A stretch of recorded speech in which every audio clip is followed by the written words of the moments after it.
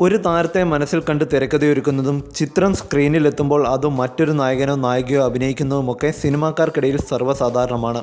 അധികം ചിത്രങ്ങളിൽ അഭിനയിച്ചിട്ടില്ലെങ്കിലും ചെയ്ത വേഷങ്ങളൊക്കെയും മികച്ചവയാക്കി മാറ്റിയ അഭിനേത്രിയായിരുന്നു രേഖ മോഹൻ. നീ വരുവോളം, ഉദ്യാനപാലകൻ, ഒരു യാത്രാമൊഴി തുടങ്ങി എണ്ണം പറഞ്ഞ ചിത്രങ്ങൾ മതി രേഖയിലെ അഭിനേത്രിയെ മനസ്സിലാക്കാൻ. അതുകൊണ്ട് തന്നെയാവണം ചിന്താവിഷ്ടയായ ശ്യാമള എന്ന ചിത്രത്തിന് തിരക്കഥയൊരുക്കുമ്പോൾ ശ്രീനിവാസന്റെ മനസ്സ് നിറയെ ശ്യാമള എന്ന കഥാപാത്രമായി നിറഞ്ഞു നിന്നത് രേഖാമോഹന്റെ മുഖമായിരുന്നു. അല്ലെങ്കിൽ രേഖയെ മനസ്സിൽ കണ്ട് ശ്രീനി ഒരുക്കിയ തിരക്കഥയാണ് ചിന്താവിഷ്ടയായ ശ്യാമള.